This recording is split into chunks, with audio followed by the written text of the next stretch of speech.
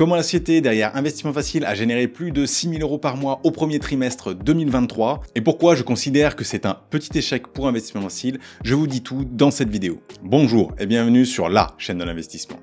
Comme d'habitude, avant de commencer, vous pouvez mettre un like sur cette vidéo ou vous abonner à Investissement Facile pour me soutenir dans ma démarche de transparence. D'autant plus sur cette vidéo particulièrement, puisque là, je vais aller très loin dans la transparence. D'ailleurs, il s'agit de ma première vidéo du genre. Donc, si vous avez des suggestions ou des remarques, l'espace commentaire est ouvert. Je suis à l'écoute de tout le monde. Effectivement, dans cette vidéo, je vais vous partager les résultats de la société derrière Investissement Facile et donc combien ce blog Investissement Facile et combien les différents médias me rapportent aujourd'hui. Je pense que c'est un exercice de transparence extrêmement important puisque ça vous permet à vous de savoir par qui je suis rémunéré exactement.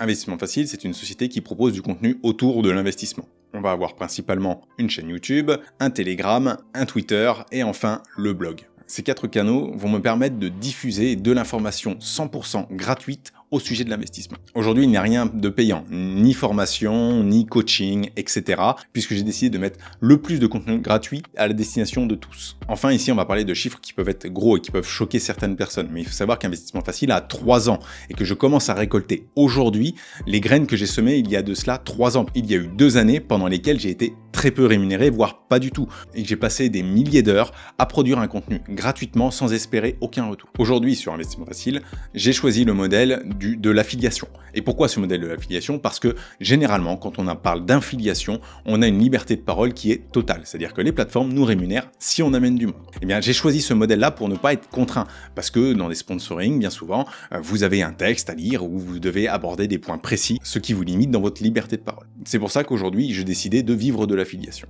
Aujourd'hui, l'affiliation va représenter entre 90 et 99% de mon chiffre d'affaires. Nous pourrons faire le bilan sur ce point après la première année fiscale et le reste sera représenté par du sponsoring. Mon premier sponsor a été Louvinvest pour lequel j'ai écrit des articles et avec qui je collabore sur des articles. Pourquoi j'ai choisi le sponsoring avec Louvinvest? Eh bien, simplement parce que Louvinvest me laisse une liberté de parole quasi totale. Alors oui, il y a certains petits détails sur lesquels je dois faire attention, mais globalement, je dis encore ce que je veux et de toute façon, je crois dans le message que l'on transmet puisque Louvinvest, c'est finalement un courtier en SCPI qui vous permet à vous de récupérer une partie de cashback. Ce qui peut être très intéressant si vous voulez essayer la SCPI, d'avoir un petit retour immédiat sur les montants investis. De manière générale, il y a un point extrêmement important quand je négocie, que ce soit mes contrats d'affiliation ou mes sponsoring, c'est ma liberté de parole. Parce que je crois qu'il est important pour la communauté d'avoir quelqu'un qui puisse être libre de dire ce qu'il pense. Donc quand il y a un produit, il y a forcément des points positifs et des points négatifs. Il faut que je sois libre d'aborder ces points négatifs autant que ces points positifs. Et également les risques.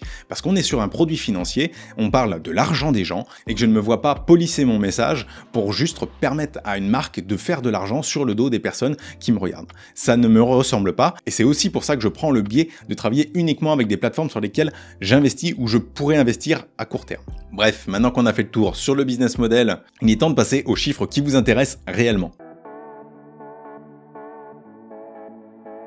Avant de donner les chiffres précis, je tiens à rappeler qu'on va parler de chiffre d'affaires hors taxe. Ça veut dire que par là, sur ce chiffre d'affaires, j'ai des dépenses, j'ai des charges qui viennent, donc tout le matos là qui m'entoure, le micro, les différentes lumières, la caméra, le PC, tout ça ce sont des charges qui viennent s'ajouter, la connexion internet, etc. On va aussi avoir finalement le jour où je me verserai un salaire, les charges patronales et les charges salariales sur le salaire que je verserai. Donc les montants affichés ne sont pas du tout les montants qui iront dans ma poche personnelle. Passons maintenant aux chiffres. Au global, sur ce premier trimestre, on va avoir 17 178,26 € et 2566 et 54 centimes de dollars. Grosso modo, on va être autour des 20 000 € au global, entre 19 et 20 000 €. On est autour de 6 500 € par mois de chiffre d'affaires. Alors il faut savoir que par rapport au trimestre précédent, ça va être une baisse d'1 tiers. Principalement grâce ou à cause, on va dire plutôt à cause du coup, de Club Funding, puisque Club Funding a subi une énorme baisse de plus de 10 000 € sur ce trimestre aussi. Et cela pour 2 choses. Premièrement, lors du trimestre précédent, on avait eu une surfacturation, il y a une erreur de facturation suite à un changement administratif au sein de Club Funding pour la manière de gérer les partenaires. J'ai eu seulement 3 semaines de facturé au cours du premier trimestre. Donc on va reprendre un rythme plus normal à partir du trimestre prochain sur Club Funding, et donc le chiffre d'affaires devrait remonter naturellement. Avec cette correction, on a on arrive tout de même sur une baisse de chiffre d'affaires autour de 10%. Je pense qu'elle n'est pas incohérente vis-à-vis de l'environnement dans lequel on est actuellement. Effectivement, on a quand même une certaine peur autour des banques, autour du système financier qui s'est installé depuis quelques temps, et forcément, les gens sont un peu plus frileux à l'idée d'investir. Partons maintenant dans les détails. Je vais commencer par les sponsoring, puisqu'il y en a qu'un, je l'ai dit, avec Louvainvest. Louvainvest m'a rapporté au total 1 925 €. Je ne vais pas détailler comment sont répartis ces 1 925 €, le contrat comportant plusieurs clauses qui peuvent me rémunérer. On va passer maintenant sur les revenus d'affiliation. On va aller du plus faible au plus élevé. Pour le plus faible, on va voir, je vais regrouper les plateformes d'affiliation. Donc les plateformes d'affiliation, ce sont simplement des sites web qui regroupent plusieurs offres d'affiliation. Et donc j'utilise certaines de ces plateformes pour pouvoir me rémunérer. Ce trimestre-ci, j'ai généré très peu de revenus au travers de ces plateformes. On parle de 71,76 €. Ensuite, on a la plateforme Landosphère avec 277 €. Sur cette plateforme, on est encore au tout début du partenariat. Donc il faut le temps que ça se rôde et que ça monte un petit peu en régime. Mais de manière générale, on le verra avec Enerfip, les énergies renouvelables n'ont pas un énorme succès. On a ensuite Limo avec 296 €. Là, pareil, c'est un partenariat qui vient de débuter, donc il faut le temps que ça se rôde. De plus, il y a eu un peu moins de projets, ce qui explique que les chiffres soient finalement assez bas, malgré que j'ai présenté quand même pas mal de projets sur de la plateforme. Ensuite vient Citesia avec 541,67 €. Citesia a connu une grosse baisse parce qu'il y a une grosse baisse d'activité sur la plateforme. Effectivement, mes revenus sont toujours liés à l'activité d'une plateforme. Si une plateforme est moins active pendant une période, eh bien le chiffre d'affaires sur cette plateforme-là a tendance à diminuer. Ensuite vient Enerfip avec 590 €. On a un peu plus du double de Landosphère, mais ça s'explique assez simplement, c'est une plateforme leader, etc. Mais ça reste quand même assez faible par rapport à d'autres plateformes. On voit que les énergies renouvelables sont finalement assez peu plébiscitées. Là, on arrive dans le top 5 avec Razer qui m'a rapporté 1 300 € au premier trimestre 2023. La facturation du premier trimestre correspond à tout ce qui a été fait dans le dernier trimestre de l'année 2022. Il y a souvent un décalage sur la plupart des plateformes. Sur ce dernier trimestre, il y a eu pas mal de projets intéressants que j'ai pu mettre en avant de la plateforme Razer, ce qui explique que la plateforme Razer a quand même pas mal augmenté ce mois-ci. En quatrième position, on retrouve Realty.